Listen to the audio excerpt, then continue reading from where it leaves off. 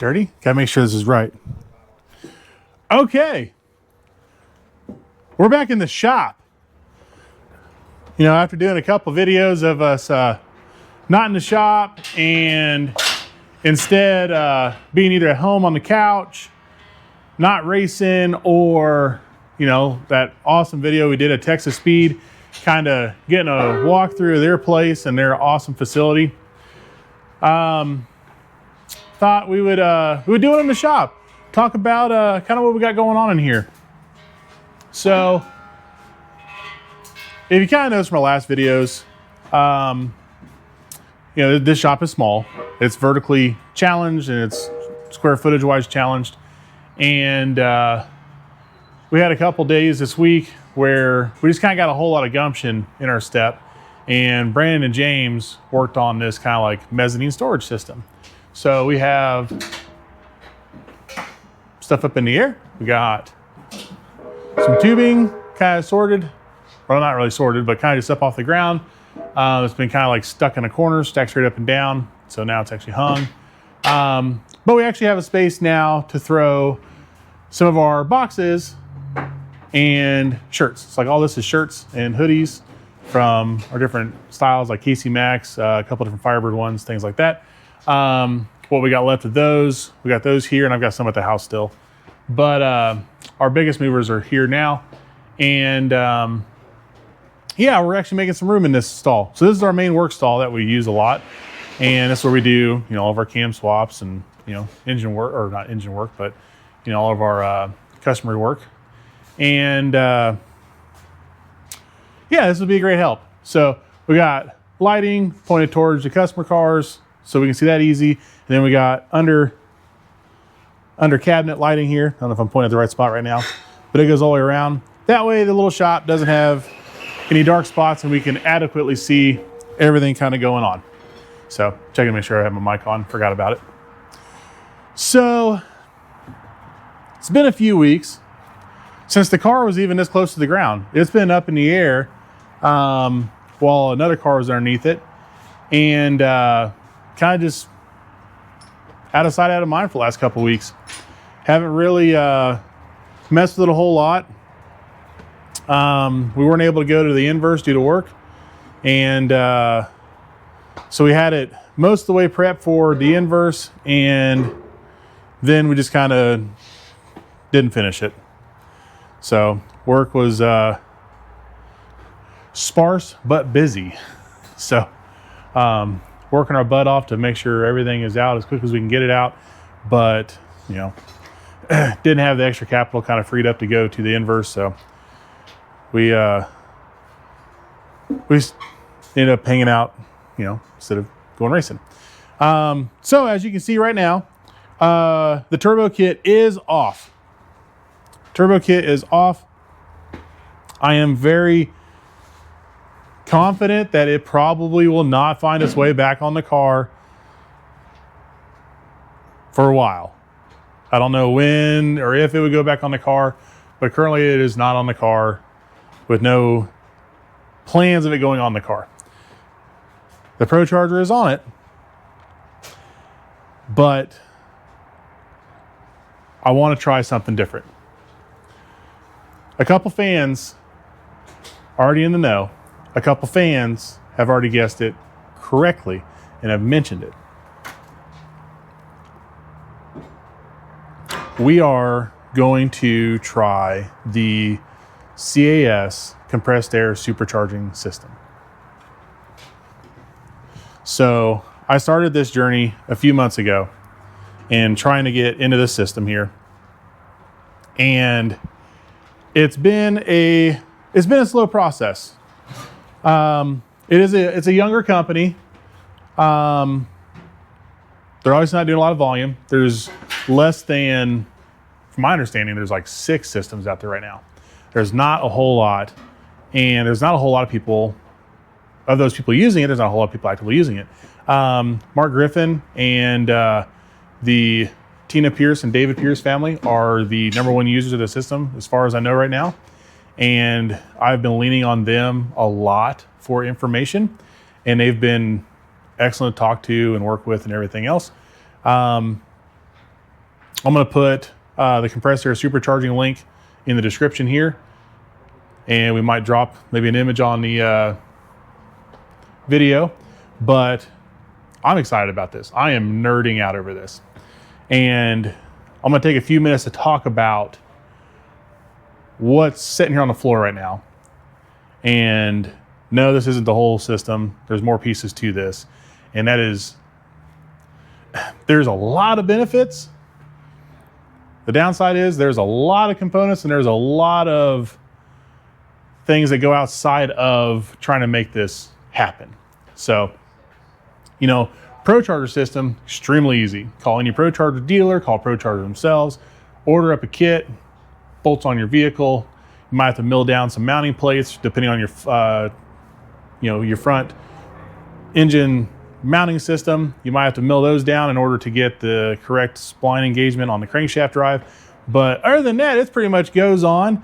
You order your tubing from either Race Parts Solutions or some other vendor, and you weld up your charge pipe and spin that bitch, and you are winning. This has got a lot of pieces. You know, I've got parts coming from California. I've got parts coming in from Texas. I've got parts coming from all over the place.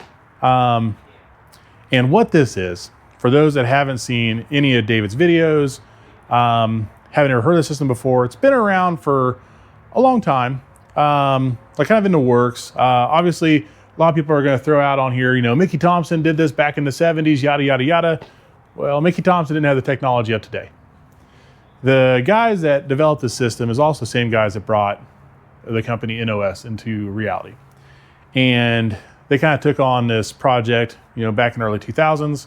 And David Pierce's channel actually has really great videos of everything about this company, how it starts and everything else. He just went out there and did a walkthrough at their California warehouse where they developed this in-house. And, you know, they kind of go over the history and, you know, kind of what's kind of gone into it. But they are some grade A engineers out there and done number crunching for a long time, and have came up with some components that make this system work and work now when it didn't really work that well before. So let's jump into some of the components, some of the core stuff. So what is this? This is compressed breathing air. So think scuba tanks, think firefighters, air systems when they're running into houses to help save people. That is the air we're going to be using in the car to feed the car. This is not going to be ideal for a street car setup at this time. I believe they have something in the works to make that work, but I haven't talked to them about it at all, so I don't know anything to talk about on with that. So we're going to focus on what I want to use it for, which is short burst acceleration usage. So let's start with the system. So the system is going to start with an air compressor that I don't have yet. We're picking one up this weekend, and then we can start filling our air storage tanks. So these are not your regular welding bottles. These are how much PSI they're rated to. I think they're rated like 7,600 PSI. So 7,600 PSI. I'm pretty sure is what they go up to. 465 bar. So I probably should have done the math before I put a number out there, but okay. So the rated to like a normal operating pressure looks like a 4496, and burst pressure is 6744. So a lot of pressure to deal with, you know, about double what your welding bottles are. We're going to use an air compressor. We're going to fill these 4 bottles up, and we're going to use a cascade system which links them all together to keep them all at even pressures to distribute air to the car. And then we're going to have storage tanks on the car, which are these 2 carbon fiber bottles down here, which will not be charged to, you know, 4,000 plus CFM. They'll be, or I'm sorry, PSI. They'll be about 3,000. So actually, I'll probably hold this up a little higher. Makes the bottles look really small though. So yeah, these will be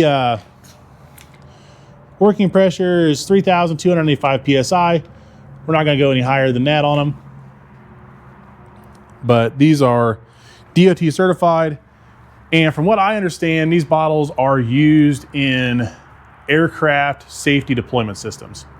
So everything about this system that has to deal with any pressure over 1,000 pounds is all aircraft rated quality, which makes it expensive and somewhat difficult to get a hold of because I don't know anybody in Kansas City that deals with aircraft quality stainless steel fittings, lines, parts, stuff like that. So I'm relying on Mark's contacts, and they are all doing what they can to help me out. So this week we got most of these components are on the floor, and that means this week is let's hurry up and be impatient and get the stuff on the car, because that is me. Impatience just doesn't exist. And if you've noticed, I'm in a t-shirt because it is warm in Kansas City. We've got some 60-degree weather, and nothing lights a fire under your butt like good weather. So to kind of recap where we are, we'll have a scuba tank air compressor that we're going to pick up. It's going to fill the bottles through the cascade system. The cascade system will use a regulator to fill the bottles on the car. So once those bottles go in the car, they will stay in the car. We're not going to be changing bottles out like we do with nitrous or anything like that. We're going to just fill the car up, kind of like we were if we're just airing up a tire, which we could also do with this system if we wanted to. We wouldn't use the stuff on the car because it just takes too much work to get it in there. We would use a trailer, but pretty much the same principle. So bottles are going to stay on the car. From here, these suckers go into a brain system of control. Okay, let's sit down here. So we got some specialty high flow valves, which I got some big old meat hands. I wear like a 3XL glove. 2XL is too dang tight for me. And this sucker's pretty big. Followed up by a air regulator that steps this thing down from an operating pressure of like 3,000 pounds and then gives us about 150 to 175 PSI from what I understand. And from what I've seen, Mark was nice enough to actually send me a data log of his car running an ET kind of in the ballpark where we need to be at the same weight on a 540 big block Chevy. So a lot of good information there. So I got to see how much of this system he was actually using, how much flow capability he had left, and then knowing how fast he ran, I mean, we could just plug that into the calculator that I got, my big old spreadsheets on the front desk, and then we could figure out pretty well what this system is going to be able to do. And what I came up with is it's going to flow more air than the F3 121. It's going to flow less air than the F3 136. There's more than just airflow that goes into making horsepower, making a car fast. And I'll touch on that more, maybe not in this video, but in some of the upcoming videos, especially once we get everything on and we start running it, and we'll talk about some of the more benefits of it. But kind of go back over the components here. So we have bottles, valves, regulator, high pressure air goes in here, metered airflow comes out of here. There's another piece of this regulator that we actually control like you would a wastegate, and that controls the actual volume of air coming out of this regulator. There's multiple pressure sensor hookups. So we're gonna be able to monitor bottle pressure. We'll be able to refill the bottles through another port. We'll be able to monitor outlet pressure. We're gonna have dome control. I'm not very pneumatic smart. I just know high pressure stuff can be very cold, which is a good thing for what we're gonna do. On discharge, hot when compressed, cold on discharge. Keep that in mind. And we're gonna use dome control to do kind of like an air over air modulation of how much volume this unit puts out. From there, we split it out and we go into dual 20 AN lines. From here, we're gonna run 20 AN lines pretty much all the way to what they call the ejector, which is going to input air into the engine. So lines are gonna flow from here to these on-off, shut-off valves. Think of those as like nitrous solenoid. But since they're gonna be opened up when we command the system come on, and we're progressively controlling the air here, pretty much this is just getting the system turned on in the car to go flowing into the motor, which we're gonna get there. So we can kind of stage it in, or if you want to think about it this way, we're gonna use this side for the LS, and then this side will be the high horsepower side, or if we wanna get nasty with the LS, we'll turn this on and we'll kind of modulate the whole system. Okay, so on-off valves, regulator. Next, we got the bypass valve, or I'm sorry, the CAS EFR unit, I believe is what it's called. I should have my diagram out so I knew the names of all these things. But I'm kind of a goober on this. I know I can see it in my head what it is, but I'm trying to explain it to you. So anyways, this guy is a throttle body that doesn't have any restriction to it. You see it 20 and steps up, goes the body of it comes back out. And then we use CAS's controller is gonna control this guy. So uses, from what I understand, like an H-bridge driver, which Holley doesn't do very well. And they've already designed all this to work together right now. So we're gonna use this. This is what Mark's using on his car, which is also Holley EFI equipped. Something like a Fuel Tech, you could probably control this guy a lot like you would control a TurboSmart E-Gate. Okay, so now we got air coming out, going through the system, modulating it up and down from here, going through our valves, going through this butterfly valve here, which helps us to maintain accurate CFM delivery based on engine RPM or a couple of different parameters, whatever we choose. This way, like, if you're flowing a straight, let's say 2000 CFM, at 7,000 RPM, you may have 11 pounds of boost, but on the back shift, when you climb up, whoop, and you shift into second gear and RPM drops to, let's say 6,000 RPM, you might see a boost increase of like 2 or 3 PSI. So. All right, wrapping up our Friday here. Okay, so right back out of here. So modulated air source, this guy controls the CFM. Like I said, if we were revving the motor to 7,000 RPMs, for reference, 2,000 CFM, we'd probably see 11 PSI manifold pressure on the big block. And then when we drop down to, like, let's say 6,000 engine RPM, we would see a manifold pressure of like 13 pounds. So we'll use this guy here, will kind of help trim that adjustment to keep the manifold pressure stable. I will tell you, from Mark's car, this guy got into second gear with his car pretty early in the run, and it's just a 2-speed, and his boost was flat.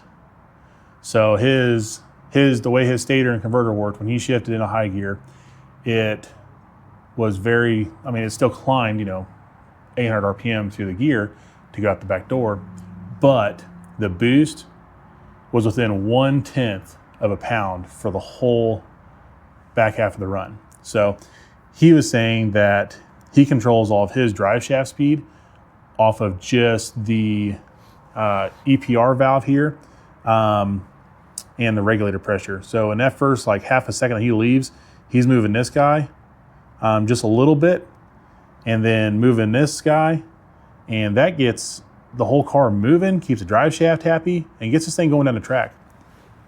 And then once he shifts, he just flows a number that's comfortable to run the ET he wants. So he mostly runs bracket with consistency is what he's going for. He's going for consistency with bracket racing. And being able to just flatline his boost number is just fantastic. Okay, so once the air is going through these areas here, his car does run 2 of these because they're using it for testing. My car is going to just use 1, so I won't have one here. And yeah, so we'll modulate pressure there, and start sending it up into where the magic happens, or more magic. Really everything's magical on this. So we have throttle body, which this is a Wilson 123, size of my hand. It's a 5-inch throttle body. It's what all the cool fast guys use when they're running a single throttle body. And we're going to put this on with the ProCharger, and running a 5-inch charge pipe with the ProCharger would net us some lower intake air temps. We see 430 on the 121 on average, like on our 70-degree day. The 136 we see 485 a lot of the times. 485 maybe. Our sensor stops at 485. So it's up there. I mean, on a hot day, like a 100-degree day, it's maxed out for, you know, last second and half of the run usually. It's hot, very, very hot air. So this is called the ejector. Air comes through that, 28 in lines, fittings, goes up here, goes in the ejector. This guy is pretty neat. And I looked all over the place and didn't find any pictures of how the inside of this thing actually looked, except for pretty much this angle you see here. So I'm gonna respect that for now. And let's just kind of look at it from this angle. So what's this thing doing? This thing's got air coming in through the sides, but that's not gonna work. That's like, I mean, what's the difference between that and nitrous? Everybody's gonna be comparing this to nitrous. The difference between this and nitrous is volatility. Nitrous done right works extremely well. This is extremely low volatility. So what that means is we're gonna be using air that was scrubbed, dried, purified, if you will, and then compressed. Since it's all scuba quality, you wouldn't want, you know, dirty air or somebody to fart in this thing and, you know, compress that and have it in there with you in the ocean. So it's kind of the same principle. This thing is going to have nice clean air that goes into it. It uses carbon monoxide sensors and other gas analyzers as it compresses air from the sounds of it to, you know, if it sees anything out of the ordinary, it shuts the compressor off and prevents any bad air going in. Okay, so should we talk about benefits yet? Should we talk about how the system works? I'll talk a little more how the system works. So air's coming through, it goes up here. Once we activate the system, we're actually gonna have this huge 1/4-inch throttle body blade here is gonna shut off. Let's see if I can act. It's such a small leverage arm on the top here. Anyways, that guy shuts off. This one will be wide open throttle. This one's gonna shut off. What that does is it allows all this air that's coming from this compressor to go in the motor and not through the air filter. So air filter, yeah, that's just there to keep some debris out while we're running on motor, doing our burnouts, driving around the pit, warming the car up, stuff like that. That's all that's there for. And that one's a little busted. It's seen some stuff. So once we mount this thing on the throttle, that closes, that's open, these are flowing, and now we're living off just this system right here. Why? Why add all these complications, moving parts, and everything else? Volatility. Since we are using normal compressed air, it burns at a normal, easy to understand rate. And, you know, with nitrous, you're usually, there's a lot of methods of tuning nitrous. You know, big guys, they use extremely low timing, decent air fuels, nothing really rich, you know, like none of that 10-0 crap. I mean, you're usually, you know, 11, 12 air fuel, depending on how much shot you're running. Well, with this system, we get extremely low intake air temps, and we're using normal breathing air. So in all intents and purposes, the car thinks it's basically NA. It just thinks it's in really, really good air. So it thinks it's in a mine shaft effect. It thinks it's way, way, way below sea level running. And from what I've seen on the tune-ups with this system is they're running nearly NA timing levels and fuel or air fuel ratios because there's no detonation because the intake air temps are so low. It's extremely controlled manifold pressure and, you know, onset, so we don't have like any major spikes, nothing like that. I'm kind of brain farting on some of these other things, but basically what I'm getting at is we're running a very consistent air source. So to the car, every time we're on this system, it's gonna see the same inrush of air on the same tune-up, and it's gonna think it's at the same DA every time. So that means if we use a system at New Mexico, extremely high altitude, Utah, Colorado, anything like that, it's gonna run the same there with the same air as it would, you know, down in New Orleans, you know, down in Gulfport, anything like that, you know, where the sea level, we're at like 50 feet above sea level instead of 8,000. the engine's gonna see the same air because we're delivering on the same pressure. And that's pretty awesome. So, you know, summertime, like last summer, I kind of started complaining, thinking the car was slow. And I think it was just the air for the day, you know. Really didn't seem to be much of the motor or anything like that. It was just, you know, the air just wasn't as good. You know, it was 3,000 to 4,000 DA, and it wasn't as good as what we had seen when we were at 1,000 DA or negative 800.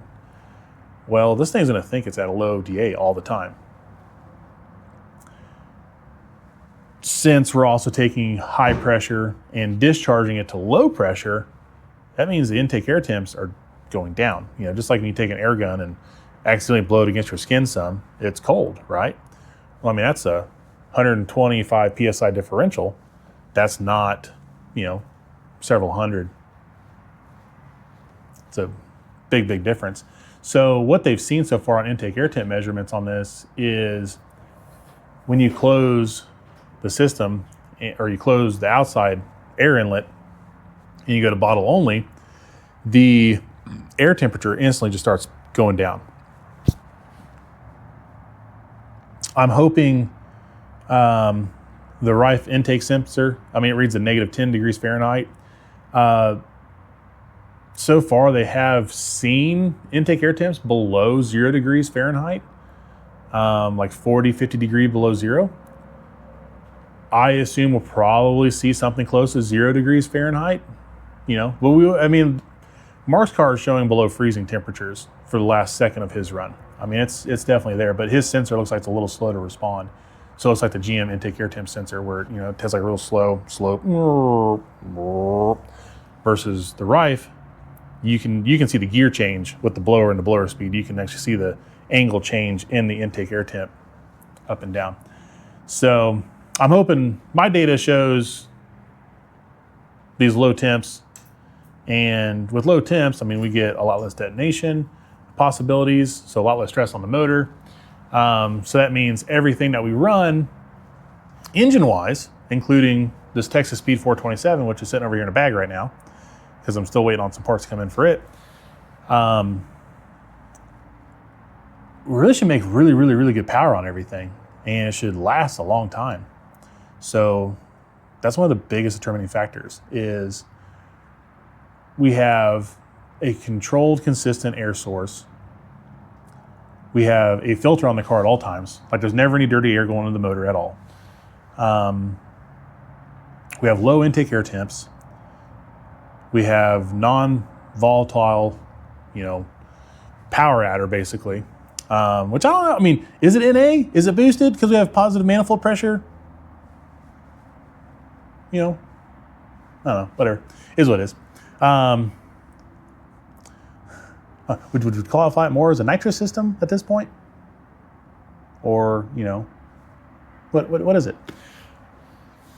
Maybe I want to get into some non-boosted big block classes that we can't get into because we have either a ProCharger or turbo on the car at the time. Maybe this will let me in. Maybe I can get a loophole. Maybe not. Okay. Back to our benefits of this system. Why we're going to want to use it. We have controlled air DA. We have low intake air temp. We have low volatility. That means any parts we have on the car, LS, big block, whatever, we're not beating those things up with hot air.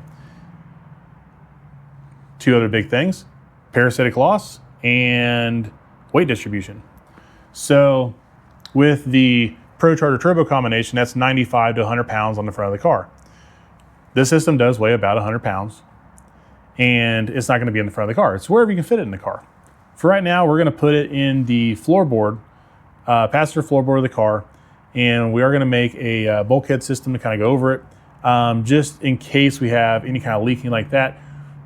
You know, freezing is a real possibility. You know, frost burn, you know, like that. Just like with nitrous, you know, nitrous is going from 900 psi, you know, to 0 to ambient. This system could potentially be much higher than that, so we want to make sure we're safe with that. So I'm going to have some kind of deflection to keep it away from me.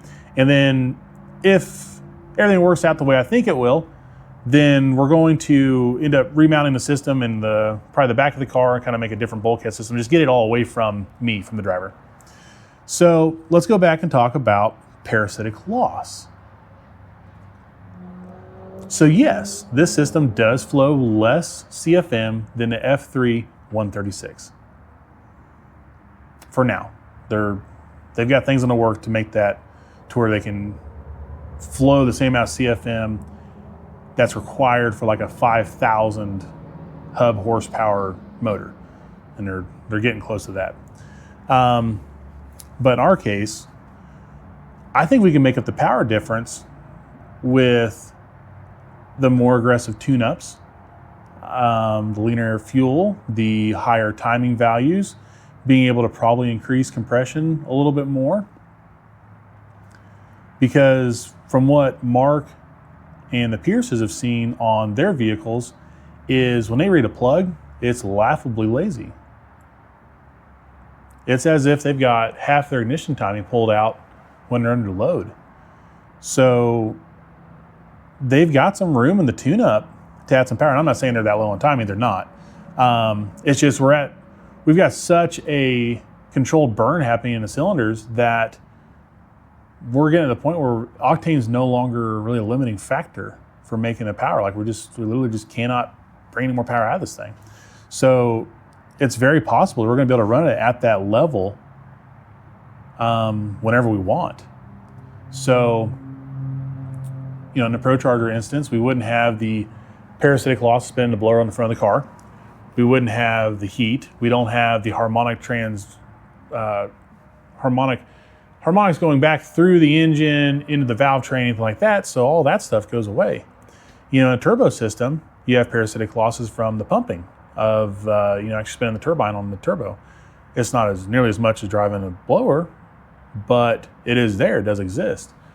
With that you get increased exhaust gas temperatures. You know, you need more exotic exhaust valves and seats and things like that.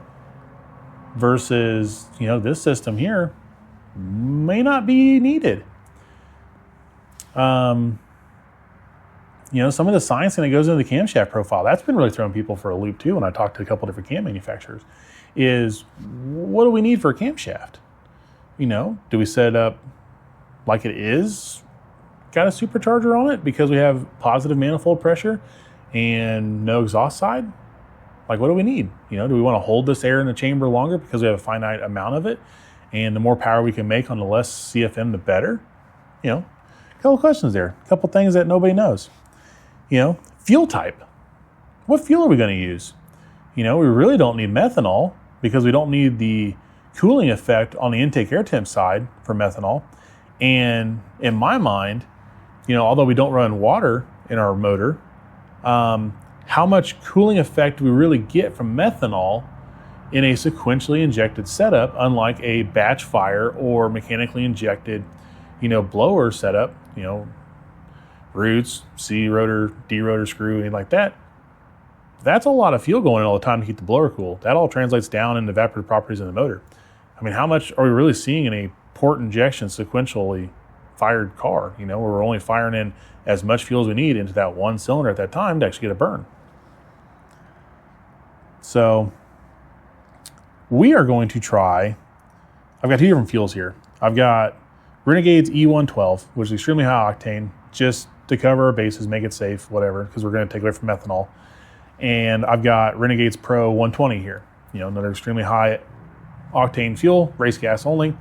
And we are going to try those fuel types with this system and see how it responds. We don't want to go out there and flow the max CFM on a system, have the intake air temp plummet, and what if the fuel stops burning or something weird? So we don't know what's going to happen there. So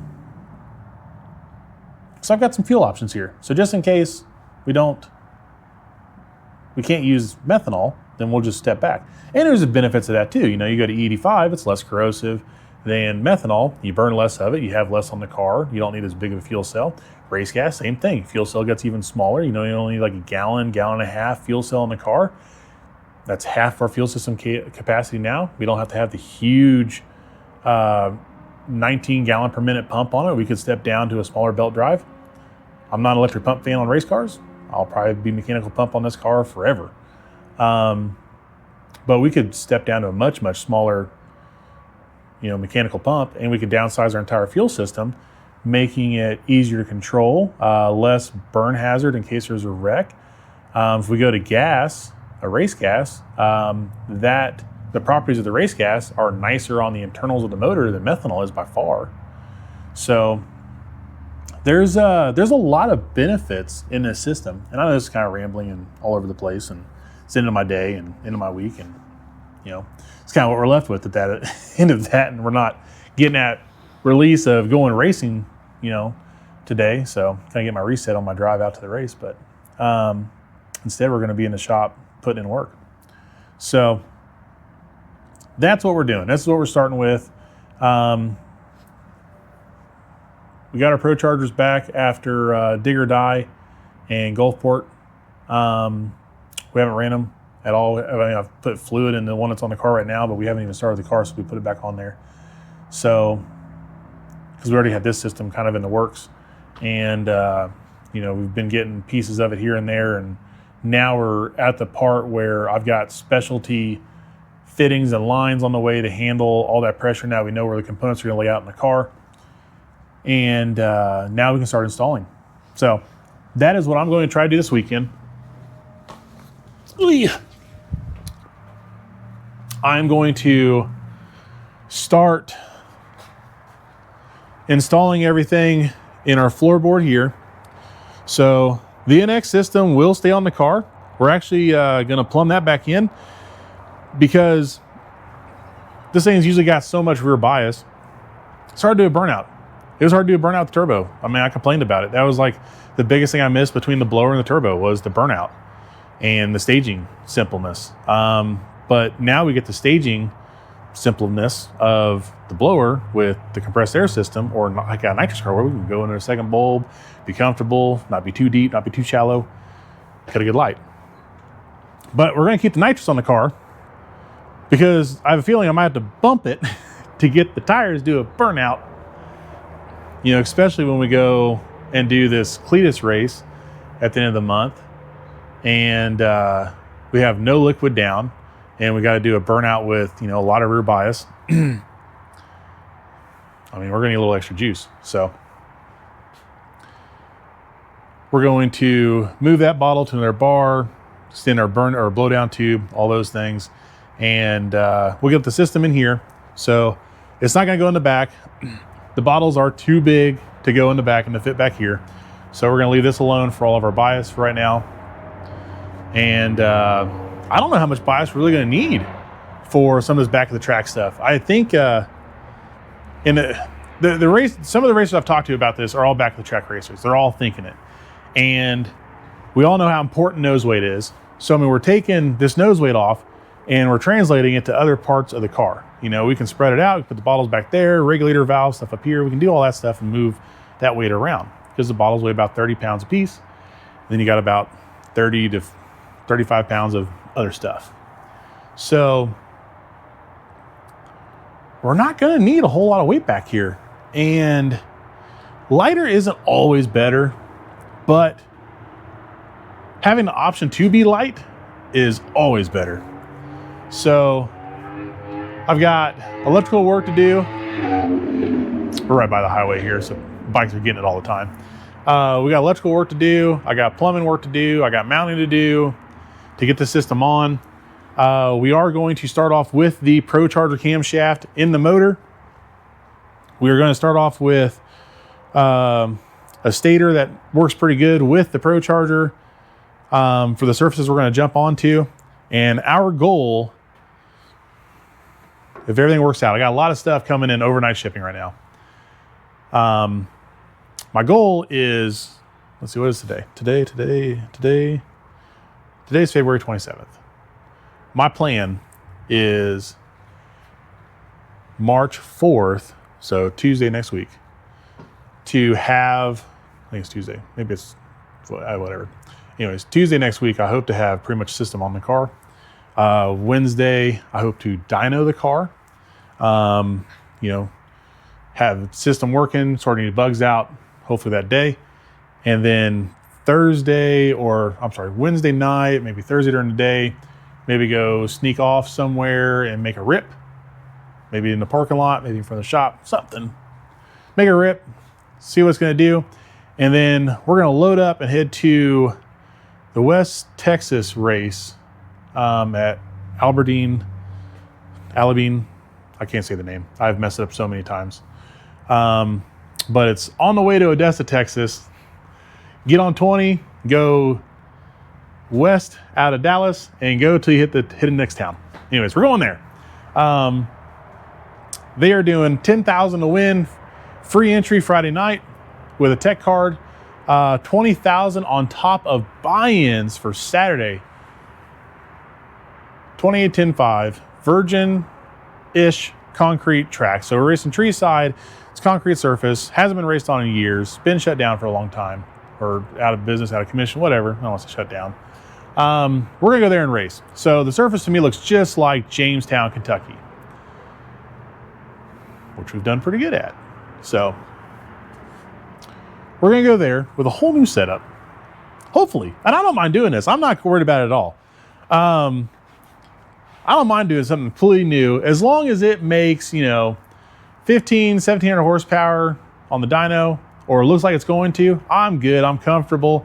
And if I've got a moderate handle on the boost control side of it, I'm good with that. I'll fake it till I make it, no problem with that. Not with this stuff.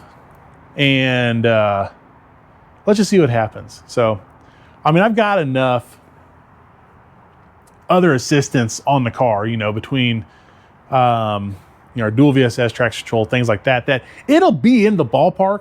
I've done it with the blower, I've done it with turbo combination. I can just throw 5 to 10 pounds of boost at it and run the same basic programming in the car, and it'll figure itself out and get down the surface. It's just bigger flames. It's just a bigger show if we do that. But it still makes it. So it doesn't really lose that much on ET. So with that in mind, I'm fine with throwing something new on it. So as long as we make positive manifold pressure and it makes some horsepower to the tire, it's going to be fun. It's going to be an interesting experience, and to be one of the first guys to use it in heads-up racing, period, I think it's pretty cool. And I am not one bit concerned about not making enough power to get the car right back to where it was with the ProCharger, with the big blower on it. I think it'll go right back to it. So that is my hope. That's what I got to say. I'm out of here.